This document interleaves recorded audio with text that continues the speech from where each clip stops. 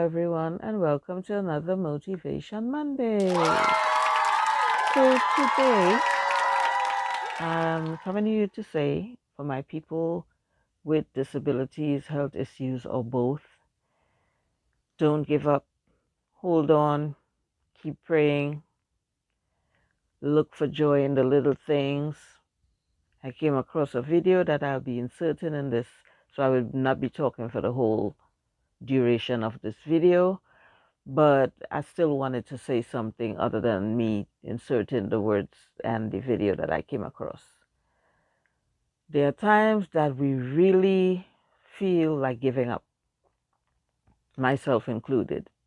There are times we look around and we don't see anything to smile about. We're like, oh my God, I can't do this, I can't do that.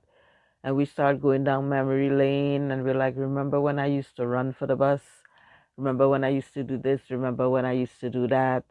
Or sometimes we could be watching a movie and we're seeing things that and we get a little nostalgic, and we start sort of happy, and we're like, oh my God, I remember when I used to do that, and then it turns sad real quick, because it's like, oh my God, remember when I used to do that? Now I can't do this anymore. Or certain things you can do, but you can't do it to the same level. So you get discouraged, you get sad, and sometimes something that's supposed to be a happy moment turns out to be a very depressing moment.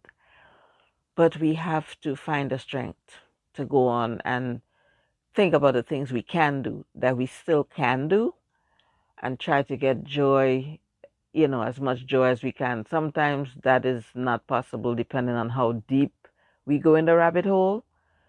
We really can't see it. You know what I mean? And I want to be very transparent. There's a lot of times that we are laughing, we're smiling, and people are like, oh my God, this person is a joy, the life of the party, whatever.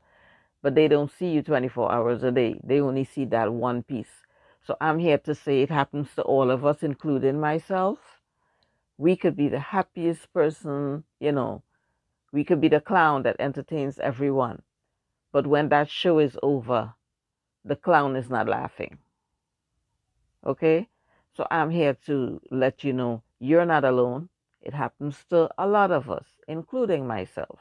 And we have to pull ourselves back up by our bootstrap and try to carry on and try to think of positive things and try to do the things we can as much as we can and try to find joy in the little things and look at more things that are uplifting and listen to more music that we like and eat the things that we like, and whatever we could do to give ourselves a little joy within each passing day, we have to muster up the strength somehow to carry on, because there are people who are not alive right now, and regardless of our pains and our disability, you know we're still alive, because if we wasn't going to be able to feel the pain.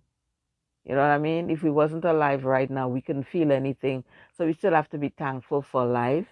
But I have to be real by saying that there's times that we're not. There's times we're like, oh my God, what kind of life is this? I don't want to live like this.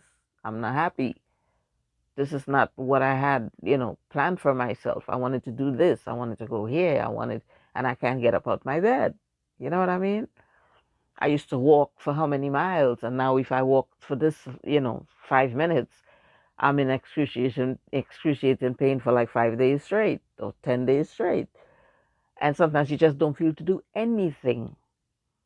You know what I mean? So sometimes we just gotta accept it for what it is and, deal with it as it comes. And as I said, there's days that we don't feel like that, but we have to try our very best to do whatever brings us joy.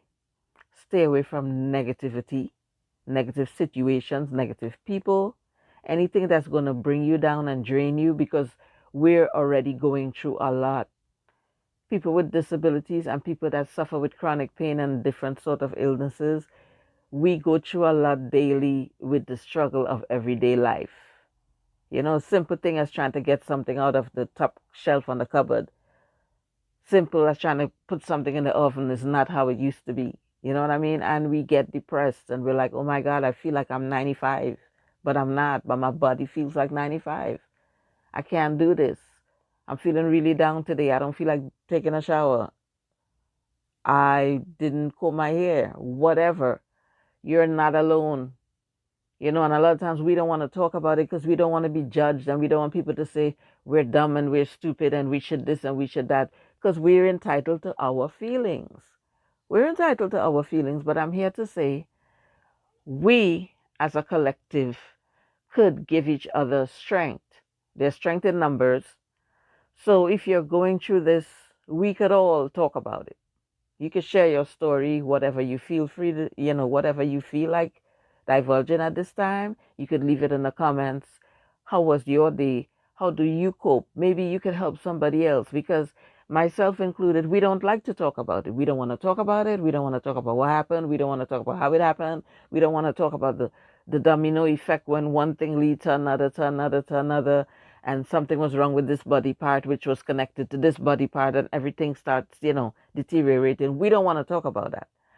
But if we could talk to each other, we could, build a support system and help each other. You know what I mean? Depression is real. And a lot of times people say to us, well, I know someone else with this situation and they're able to do this or that. And then that's very upsetting. It's very upsetting. You know what I mean? And it's an insult to the person who's dealing with this. Nobody cares about your cousin, your brother, your father who's dealing with this, and he could do this or that. His body is not my body. His mindset is not my mindset. I'm entitled to feel how I feel. My body does not operate like somebody else's body. You understand what I'm saying? Like, for instance, pregnancy. I could be pregnant, you could be pregnant. You could work every day, down to the last day before you give birth. You could give birth, and tomorrow you're cooking and washing. I could give birth and be in bedridden for a month. Can't move out my bed. So no two people are the same. But I am very sure there's a lot of people like me who suffer with chronic pain and deal with, different health issues and whatever. And they feel like they're stuck in a rut. And I'm speaking to those people. If that does not, pertain to you, bless you. But there are people that it pertains to, and we could all be a support system to each other. So I'm going to insert this video into this that I found, and maybe if my words aren't enough, this video could help you along. Okay? Love you all, sick, healthy, regardless of whatever your situation is. Love you all, but I'm sure there's something you could find in this video that would resonate with you. So that's all I got to say today. So check out the video that I would be adding to this, and please, if you like this video, share, subscribe if you haven't already, and leave a comment. Thank you. Have a blessed day. Smooches. They see my disability, I see my ability. They call me disabled, I call myself differently abled. There are some incidents that happen in your life.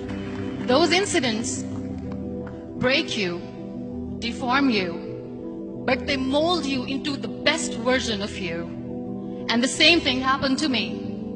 I was 18 years old when I got married. My father wanted me to get married. And all I said was, if that makes you happy, I'll say yes. And of course, it was never a happy marriage. Just about after 2 years of getting married, I met a car accident. Somehow my husband fell asleep and the car fell in the ditch. He managed to jump out, saved himself. I'm happy for him. But I stayed inside the car and I sustained a lot of injuries. The list is a bit long, don't get scared. The wrist was fractured.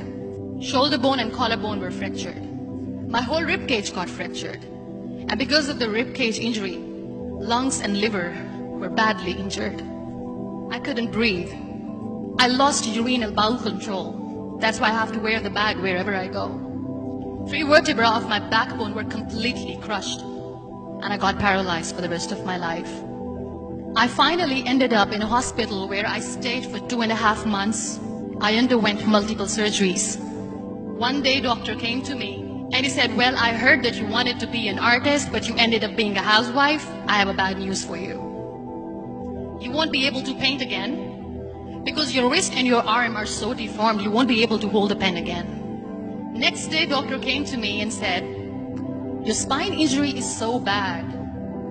you won't be able to walk again. Because of your spine injury and the fixation that you have in your back, you won't be able to give birth to a child again. That day, I was devastated. I asked my mother, why me? And that is where I started to question my existence. Why am I even alive?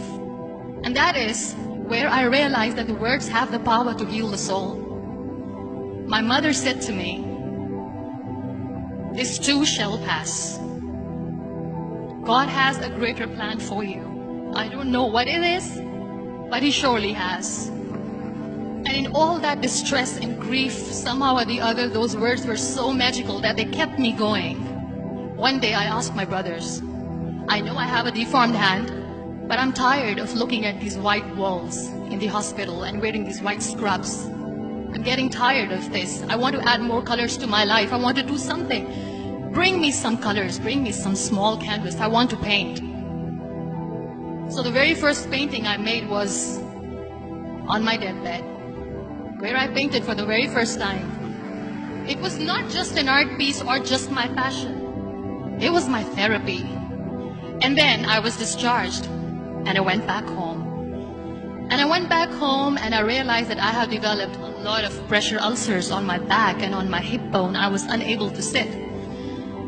There were a lot of infections in my body, a lot of allergies. So doctors wanted me to lie down on the bed straight for not 6 months, for not 1 year, for 2 years. I was bedridden, confined in that one room, looking outside the window, listening to the birds chirping, and thinking maybe there will be a time when we'll be going out with the family and enjoying the nature. That was the time where I realized how lucky people are.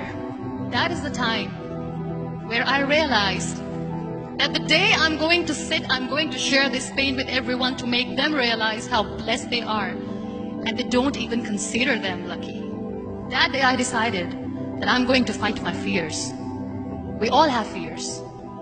Fear of unknown, fear of losing people, fear of losing health, money. We want to excel in career, we want to become famous, we want to get money. We are scared all the time. So I wrote down one by one all those fears. And I decided that I'm going to overcome these fears one at a time. You know what was my biggest fear? Divorce. I was trying to cling on to this person who didn't want me anymore, but I said no. I have to make it work. But the day I decided that this is nothing but my fear, I liberated myself by setting him free. And I made myself emotionally so strong that the day I got the news that he's getting married, I sent him a text that I'm so happy for you and I wish you all the best. And he knows that I pray for him today. Number 2 was, I won't be able to be a mother again. And that was quite devastating for me. But then I realized there are so many children in the world, all they want is acceptance. So there is no point of crying, just go and adopt one. And that's what I did. People think that they will not be accepted by the people because we, in the world of perfect people, are imperfects. So I decided that instead of starting an NGO for disability awareness, which I know will not help anyone, I started to appear more in public. I started to paint. I decided that I'm going to join the national TV of Pakistan as an anchor person. And I've been doing a lot of shows for the last 3 years. I became the National Goodwill Ambassador for UN Women Pakistan, and now I speak for the rights of women, children. We talk about inclusion, diversity, gender equality, which is a must. Every time I go in public, I always smile.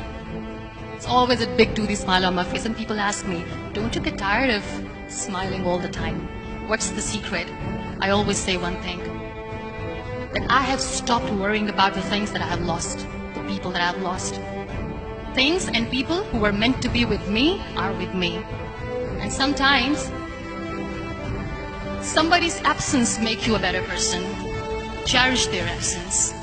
It's always a blessing in disguise. Live your life fully. Accept yourself the way you are. Be kind to yourself. Be kind to yourself. I'll repeat, be kind to yourself, and only then you can be kind to others. Love yourself and spread that love. Life will be hard, there will be turmoil, there will be trials, but that will only make you stronger. So when you accept yourself the way you are, the world recognizes you. It all starts from within.